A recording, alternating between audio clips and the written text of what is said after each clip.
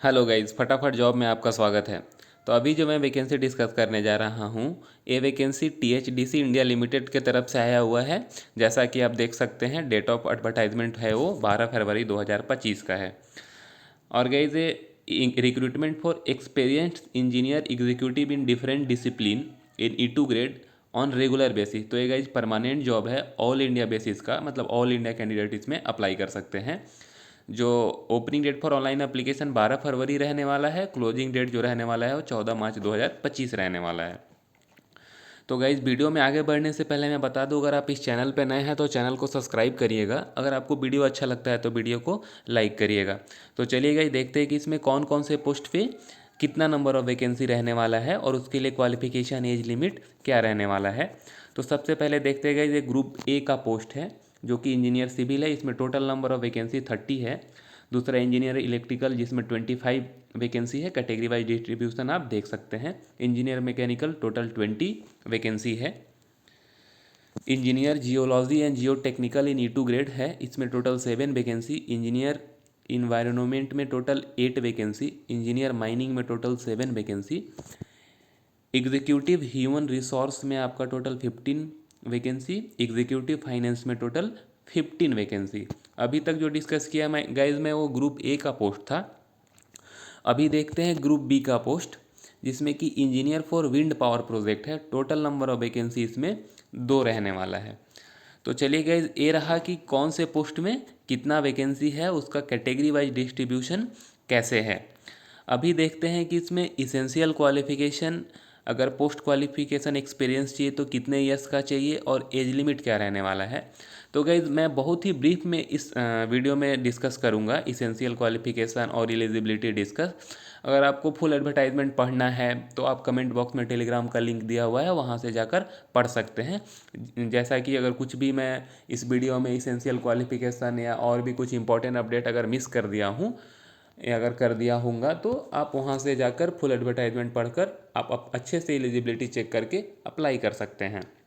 तो चलिए गाइस देखते हैं।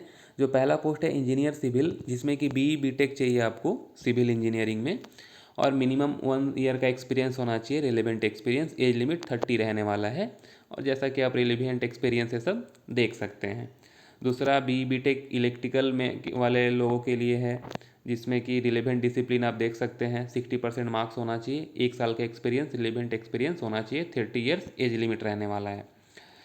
उससे आगे गए engineer mechanical BE BTech BSc mechanical वाले अप्लाई कर सकते हैं। ठीक 60% मार्क्स होना चाहिए। रिलेवेंट डिसिप्लिन वाले अप्लाई कर सकते हैं और 1 साल का एक्सपीरियंस होना चाहिए और 30 ईयर्स एज लिमिट रहने वाला। उससे बात करेगा इस आगे engineer geology, full time degree in MSc geology, MSc applied geology, MTech applied geology, integrated MTech in geological technology, MTech in engineering geology वाले अप्लाई कर सकते हैं। 60% मार्क्स होना चाहिए, AICTE अप्रूव्ड होना चाहिए कॉलेज, और 1 साल का एक्सपीरियंस होना चाहिए। एज लिमिट भी 30 ईयर्स रहने वाला है। उससे गई बात करें इंजीनियर इन्वायरमेंट में, full time BE BTech MTech होना चाहिए। इन्वायरमेंट इंजीनियरिंग में 60% मार्क्स होना चाहिए और 1 साल का एक्सपीरियंस होना चाहिए रिलेवेंट, और 30 ईयर्स एज लिमिट रहने वाला है। इंजीनियर माइनिंग का बात करें तो डिग्री इन माइनिंग होना चाहिए, 60% मार्क्स होना चाहिए, and valid first class manager certificate in coal from DGMS होना चाहिए। 1 साल का एक्सपीरियंस होना चाहिए। 30 ईयर्स एज लिमिट रहने वाला है।